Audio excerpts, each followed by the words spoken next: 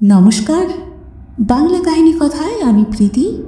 সকল প্রিয় শ্রোতা বন্ধুকে জানাই সাদর আমন্ত্রণ। আজকের অলৌকিক পর্বে আপনারা শুনছেন কলকাতার গল্প, লেখক বিমল মিত্রের লেখা গল্প পরের ঘটনা। ছোট গল্পের আগে নায়ক নায়িকার বা পাত্রপাত্রীর নাম বলা দরকার, কিন্তু এই গল্পের প্রধান চরিত্রের নাম আমি প্রথমে জানতাম না। শুধু আমি নয়, আমার সঙ্গে যত লোক সেদিন ভবানীপুর থানায় ছিল কেউই জানত না। ভবানীপুর থানার দারোগাও বারবার মহিলাটিকে জিজ্ঞেস করছিল, আপনার নাম কি?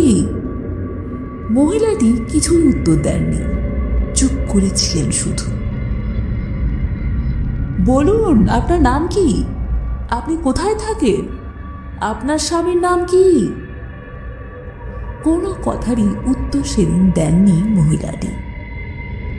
ভবানীপুর থানা তখন মানুষের ভিড়ে ভেঙে পড়েছে। 2 নম্বর বাসে যত লোক ছিল প্রায় সবাই তখন এসে থানার ভেতরে ঢুকে পড়েছে।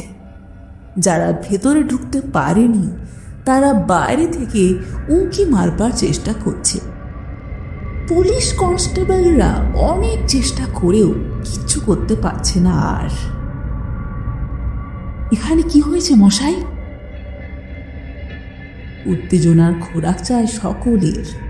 রাস্তায় বেড়াতে কোথাও কিছু মানুষের ভিড় দেখলেই উঁকি মেরে দেখি, কিছু অস্বাভাবিক ঘটনা ঘটলে খুশি হই। কি হয়েছে মশাই এখানে? ভিড় কিসের? কে জানে মশাই, আমিও আপনার মতো কিছুই বুঝতে পারছি না। পাশ থেকে একজন বললে, চোর ধরেছে বাসে। চোর? হ্যাঁ মশাই, শুনছি নাকি মেয়ে মানুষ চোর। মেয়ে মানুষ চোর কথাটা বারুদের মতো হঠাৎ যেন বাতাসকে বিষাক্ত করে দিল। যারা রাস্তা দিয়ে যাচ্ছিল তাদের কানে কথাটা যেতেই থমকে দাঁড়িয়ে গেল। তাদের দেখা দেখি আরও কয়েকজন। যারা জরুরি কাজে বেরিয়েছে তারা কাজ পণ্ড করে ভেতরে ঢুকবার চেষ্টা করল। কয়েকটা কনস্টেবল তখন একেবারে থানার সামনে রোল উঠে হেঁকেও এলো, ভাগো, ভিড় হটাও। কিন্তু কে আর শুনছে তাদের কথা? যারা ভেতরে ঢুকেছে একেবারে মহিলাটির কাছে ঘেঁষে দাঁড়িয়েছে, তাদেরই বেশি সুবিধে। তারা স্পষ্ট দেখতে পাচ্ছে মহিলাটিকে, অনেকক্ষণ থেকেই দেখে আসছে। সেই যখন বউবাজারে 2 নম্বর বাসে উঠেছিল, লেডিস সিটে বসেছিল, তখন অবশ্য এমন করে তার দিকে নজর করার সুযোগ আসেনি। অন্তত ভদ্রতার খাতিরেও কোনো মহিলার মুখের দিকে ক্যাট ক্যাট করে চেয়ে থাকা যায় না, যাওয়া উচিত নয়। অমন কত মেয়ে বাসে উঠছে, বাস থেকে নামছে, কে আর তার হিসেব রাখছে? আপনি কোথা থেকে বাসে উঠেছিলেন? ডাবল ডেকার বাসের একতলায় ঢুকে দুপাশে লম্বা লেডিজ সিট। একজন লেডি ওঠে তো আর একজন নামে। তখনও বাসে চাপাচাপি ভিড়। পুরুষেরা প্যাসেজের ওপর পাদানিতে সিঁড়ির ধাপে ধাপে ঘেঁষাঘেঁষি করে দাঁড়িয়ে দোল খাচ্ছে, ধাক্কা খাচ্ছে, ঝুলছে। তখন হয়তো লেডিজ সিটের ওপর একটি মেয়ে সব জায়গাটা জুড়ে বসে আছে। সবাই পকেট সামলাচ্ছে, জামা কাপড় জুতো বাঁচাচ্ছে। তার উপর অফিসের ছুটির সময়, সে সময় কারো জ্ঞান ছিল না কোনো দিকে। এক একটা স্টপেজ এসেছে আর যেন মল্ল যুদ্ধ শুরু হয়েছে। কারো হাতে ছাতা, কারো পুটুলি, কারো ফাইল। জামা ছিঁড়ে এফোড় ওফোড় হয়ে গেল। সে সময় লেডিস সিটের দিকে নজর দেওয়ার সময় ছিল না। আপনি ঠিক জানেন এটা আপনার অ্যাটাচি কেস? মনে আছে, এক ভদ্রলোক উঠেছিলেন ঠিক বোধহয় মেডিকেল কলেজের সামনে স্টপেজ থেকে। ট্রাউজার ওপেন ব্রেস্ট কোট পরা ছিল, খুব জরুরি কাজেই বোধহয় যাচ্ছিলেন। হাতে একটা অ্যাটাচি কেস। বাসের হ্যান্ডেল ধরে বললেন, মশাই একটু সরে যাবেন। কে আর সরে যাবে? কে আর অন্য লোকের দুঃখ বোঝে? কার এত মাথা ব্যথা?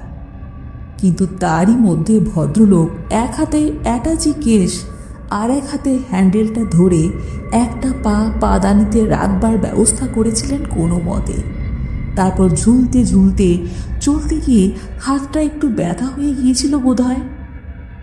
তারা সে কারণেই সকলেরই তো জরুরি কাজ, সকলেই তো কাজ করতে ছুটেছে।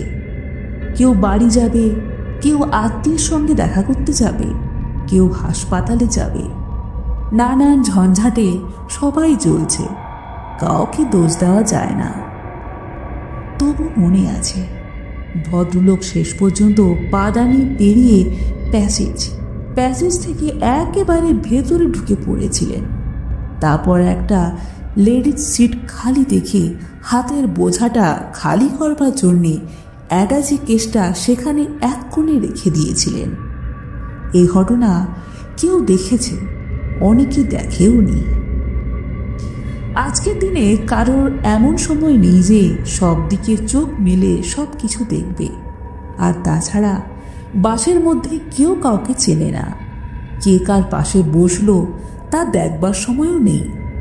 শুধু কোথায় কোন সিটটা খালি হলো কিংবা খালি হতে পারে সেই দিকেই নজর। একটা সিট খালি হবার সূচনা হলেও 10 জনে হা হা করে ঝাঁপিয়ে পড়ে। কে আগে বসতে পারে তারই প্রতিযোগিতা চলে। সেই পাইকপাড়া থেকে বালিগঞ্জ স্টেশন পর্যন্ত এই হচ্ছে প্রতিটি বাসের ভেতরের ইতিহাস, ভেতরের প্রাত্যহিক মর্মান্তিক ইতিহাস। ইন্সপেক্টর বললেন, তারপর? যে ভদ্রলোক গোড়া থেকে সমস্ত ঘটনা লক্ষ্য করে এসেছেন তিনি বললেন, তারপর এলগিন রোডের কাছে আসতেই এক ভদ্রলোক তাড়াহুড়ো করে সকলকে ঠেলে ঠুলে চিৎকার করে বললেন, বাঁধ কে, বাঁধ কে?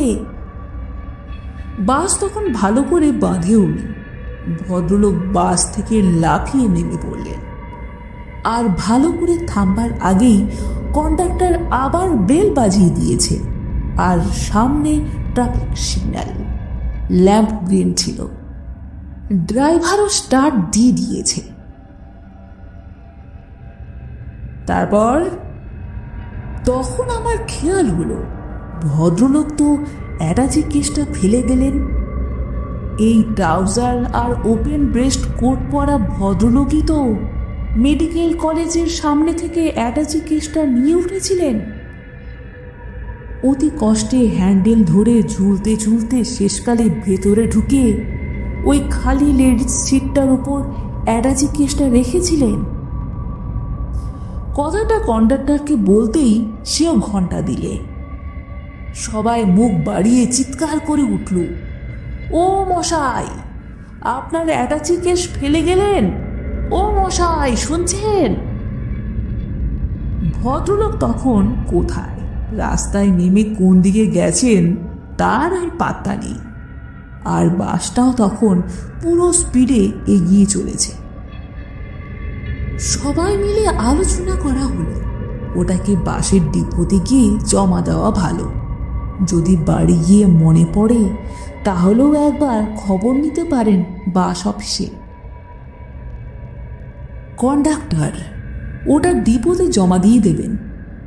আহা, দামি জিনিস হয়তো ভদ্রলোক ফেলে গেছেন। কিন্তু অ্যাটাচি কেসটা নিতে যেতেই মহিলাটি কেমন বিরক্ত হলো। তারপর বললে, এটা তো আমার। আপনার? মহিলাটি বললে, হ্যাঁ আমার, এটা আমার জিনিস। কন্ডাক্টর প্রথমে একটু কিন্তু কিন্তু করেছিল। বেশ ধোপ দুরস্ত মহিলা, গলায় সরু সোনার চেন হার রয়েছে, হাতে সোনার বালা রয়েছে, ছাপা sari, long sleeve blouse, Dona খোপা, যেমন অন্য মেয়েদের থাকে সেই রকমই, কোনো তফাৎ নেই। মধ্যবিত্ত শিক্ষিত মহিলা, বেশ ছিমছাম গড়ন, বয়স 36-37 হবে। কেমন যেন বেশ একটা মিষ্টি মাধুর্য মুখের আদলে। কন্ডাক্টর হাত বাড়িয়েও হাতটা গুটিয়ে নিলে। মহিলা ততক্ষণে অ্যাটাচি কেসটা নিজের কোলে তুলে নিয়েছে। কিন্তু বাসের মধ্যে দু একজন জেনারেল প্যাসেঞ্জারও থাকে। তারা সহজে ছাড়বার পাত্র নয়। তারা সবসময় দুর্বলের পক্ষে। তারা ভয় ত্রাতা, পতিত পাবন। আপনার কিরকম? ওরা তো ভদ্রলোক ফেলে গেলেন, আমি তো নিজের চোখে দেখেছি। বাসশুদ্ধ লোক এতক্ষণে সচেতন হয়ে উঠেছে। সবাই চেয়ে দেখল মহিলাটির দিকে। সকলের দর্শনীয় বস্তুতে পরিণত হয়ে উঠেছে মহিলাটি। আপনি দেখেছেন? হ্যাঁ মশাই, আমি নিজের চোখে দেখেছি। মেডিকেল কলেজের সামনে ভদ্রলোক উঠলেন হাতে অ্যাটাচি কেসটা নিয়ে। শেষকালে কোথাও রাখবার জায়গা না পেয়ে ওই খালি জায়গায় রেখে দিলেন। আর একজন পাশ থেকে বললেন, না না মশাই, আমিও দেখেছি ভদ্রলোকের হাতে অ্যাটাচি কেসটা ছিল। আহা, এতক্ষণ বোধ হয় সে ভদ্রলোক বাড়িতে গিয়ে মাথায় হাত দিয়ে বসে পড়েছেন। মশাই, বাসে এরকম কত লোক কত কি ফেলে যান। উপদেশ দেবার লোকেরও অভাব হয় না। কন্ডাক্টরকে একজন বললে, আপনি কারো কথা শুনবেন না মশাই, আপনি ডিপোতে গিয়ে ওটা জমা দেবেন। কন্ডাক্টর মহিলাটির দিকে আবার হাত বাড়িয়ে দিলেন। দিন, অ্যাটাচি কেসটা দিন। এটা আমার। আমার মানে? আমার মানে আমার। এতক্ষণ যারা কোনো কিছুতেই মাথা ঘামায়নি, সেই শান্তশিষ্ট শান্তিপ্রিয় ভদ্রলোক দলও মুখ ঘোরালো এবার। আপনার জিনিস বললেই হলো। আমরা দেখলুম অন্য এক ভদ্রলোক অ্যাটাচি কেস নিয়ে ওখানে রেখে দিলেন, আর আপনি বলছেন আপনার বললেই আমরা ছেড়ে দেব? বেশ গরম হয়ে উঠল ভেতরে। ড্রাইভার তখন ফুল ফোর্সে গাড়ি চালিয়েছে। কন্ডাক্টরের টিকিট কাটাও ঘুচে গেল। আপনি জিনিসটা দেবেন কিনা বলুন, মহিলাটি গম্ভীর গলায় বললে। আপনার সঙ্গে আমি কথা বলতে চাই না। কথা বলতে আপনাকে কে বলেছে? জিনিসটা দিয়ে চুপ করে থাকুন। অন্য লেডিস সিটে যেসব মহিলারা বসেছিলেন তাদের মধ্যেও ব্যাপারটা সংক্রান্তি হয়ে গেছে ততক্ষণে। একজন বুড়ির মতন মহিলা বললেন, কেন বাবা তোমরা অমন করে বলছো? কেউ কি কারো জিনিস এমন করে নিতে পারে? নিতে পারে কিনা সে আমরা জানি, যা জানেন না তা নিয়ে আপনি কথা বলতে আসবেন না। আরেকজন মাঝবয়সী মহিলা ওপাশে বসেছিলেন। তিনি বললেন, আপনারা কেন ওকে অমন করে বলছেন? মেয়েদের সম্মান রেখে কথা বলতে পারেন না? আপনি আর এর মধ্যে কথা বলতে আসবেন না মা, আমরা যথেষ্ট সম্মান রেখে কথা বলছি। অ্যাটাচি কেসটা হাতে নিয়ে ভদ্রমহিলা এবারে উঠল। স্টপেজ এসেছে একটা। একেবারে নেমে চলে যাবার চেষ্টা। কন্ডাক্টর, যেতে দেবেন না ওকে। কোথায় যাচ্ছেন আপনি? মহিলাটি বললে, আমি নামবো এখানে, সরুন। নেমে যাবেন মানে? অ্যাটাচি কেসটা দিয়ে নেমে যান। ভদ্রমহিলা তবু নামবার উদ্যোগ করছে। কয়েকজন সামনে গিয়ে পথ আটকে দাঁড়ালো। বললে, জিনিস চুরি করে নেমে যেতে পারবেন না। ভদ্রমহিলা বললে, জানেন আপনাদের পুলিশ ডেকে অ্যারেস্ট করাতে পারি। ওপাশ থেকে এক ভদ্রলোক বললে, আপনারা যেতে দিন না ওকে, কেন রাস্তা আটকাচ্ছে? সে কথায় কান দিলে না কেউ। বললে, পুলিশের ভয় দেখাবেন না, তাতে আপনি বিপদে পড়বেন। একজন বললে, চলুন, ওকে ধরে নিয়ে থানায় চলুন, সব হিল্লে হয়ে যাবে। কথাটা তুলতেই হৈ হৈ করে উঠল সবাই। বাস ছেড়ে দিচ্ছিল। কতক্ষণ আর দাঁড়িয়ে থাকবে? সবাই নামল, ভদ্র মহিলাও নামলেন, বাসুদ্ধ লোকই নামল, কিছু বাইরের লোকও জুটল। সামনে ভবানীপুর থানা। সকলেই বললে, ভবানীপুর থানাতেই নিয়ে চলুন মশাই, মুখোমুখি ফেরাসারা হয়ে যাক। তারপর ইন্সপেক্টর এতক্ষণ কোনো কথারই সঠিক জবাব পাননি। আবার বললেন, এরা সবাই দেখেছেন এক ভদ্রলোক অ্যাটাচি কেস নিয়ে মেডিকেল কলেজের সামনে থেকে উঠেছেন, আর আপনি বলছেন আপনার? চারিদিকে ভিড়ের মধ্যে তুমুল হইচই চলছে। কনস্টেবল কয়েকজন ভিড় সরিয়ে ঘর খালি করার চেষ্টা করলে, কিন্তু কে বাইরে যাবে? এমন মুখরোচক দৃশ্য দেখতে পাওয়া কম সৌভাগ্যের কথা নাকি? তারা রুল উঠিয়ে চাগিয়ে এলো, হাঁটো, বাহার যাও, সব হাট যাও।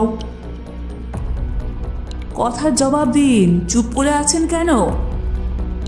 ভদ্র মহিলা বললে, আপনি বিশ্বাস করুন, এই অ্যাটাচি কেস আমার। আপনি কোথা থেকে উঠেছিলেন? ইন্সপেক্টর আবারও জিজ্ঞেস করলেন, আপনি কোথা থেকে উঠেছিলেন? বউবাজার থেকে। যে ভদ্রলোক হাতে অ্যাটাচি কেসটা নিয়ে উঠেছিলেন, তিনি কি আপনার কাছে রাখতে দিয়েছিলেন এটা? মহিলাটি বললেন, তিনি রাখতে দেবেন কেন? তার জিনিস হলে তিনি তো যাওয়ার সময় এটা নিয়ে যেতেন, এটা তো আমার। আপনার বাড়ি কোথায়? ভবানীপুরে রামময় রোডে। আপনি কোথা থেকে আসছেন? ভদ্রমহিলা বললেন, বউবাজার আমার বোনের বাড়ি, আমি সেখান থেকেই আসছি। এই অ্যাটাচি কেসের মধ্যে কি জিনিস আছে? ভদ্রমহিলা বললেন, আমার শাড়ি একটা আর টাকা কিছু আছে। কত টাকা আছে? ভদ্রমহিলা বললেন, তা মনে নেই। মনে করার চেষ্টা করুন না, নিজের টাকা রেখে দিয়েছেন আর কত টাকা আছে মনে করতে পারছেন না? ভদ্রমহিলা বললে, না। চাবি? এ চাবি আছে আপনার কাছে? ভদ্রমহিলা তখনও বললে, না। সে কি, নিজের অ্যাটাচি কেস আর নিজের কাছে এর চাবি নেই? ভদ্রমহিলা তখন বললে, আমার বোনের বাড়িতে ভুলে চাবিটা ফেলে এসেছি। আপনার বোনের বাড়িতে টেলিফোন আছে? ইন্সপেক্টর জিজ্ঞেস করলে। ভদ্রমহিলা আবারও বললে, না। ইন্সপেক্টর হুঁশিয়ার লোক, বললেন, তাতে ক্ষতি নেই, আমার কাছে মাস্টার কি আছে, তা দিয়ে সব খোলা যাবে। বলে তিনি এক কনস্টেবলকে মাস্টার কির গোছাটা আনতে বললেন। 1 মিনিট ধৈর্যের পরীক্ষা। কিন্তু সকলের মনে হলো সেই 1 মিনিটই যেন কল্পকালে রূপান্তরিত হয়ে গেল সেদিন সেই ভবানীপুর পুলিশ স্টেশনের ভেতর।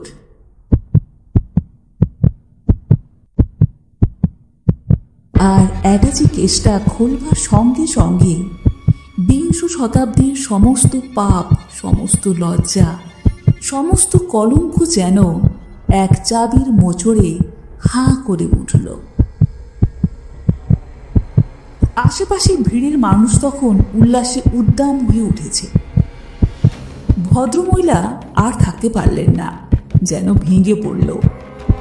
বললেন, অ্যাটাচি কেস আমার নয়, আমি মিথ্যে কথা বলছিলাম, বিশ্বাস করুন, এ আমার নয়, আমি এর বিন্দু বিসর্গ জানি না। বলতে বলতে ভদ্রমহিলা সে অবস্থাতেই চেয়ার থেকে মাটিতে পড়ে অজ্ঞান হয়ে গেল। তারপর যারা শুনছিল এতক্ষণ তারা অধৈর্য হয়ে উঠল। তারপর কি হলো বলুন? অ্যাটাচি কেসের ভিতরে কি ছিল? একটা ছোট একদিনের মরা ছেলে, সমস্ত লোক তখন স্তম্ভিত হয়ে গেছে। কিন্তু সেদিন যারা সেই থানার মধ্যে ছিল তাদের সকলেরই মনে হয়েছিল ও যেন খুন করে রেখে গেছে। একটা অ্যাটাচি কেসের মধ্যে 20 শতাব্দীর সভ্যতার আত্মার গলা টিপে কেউ যেন ওখানে হত্যা করে ওই রকম করে তার সৎকার করতে চেয়েছে।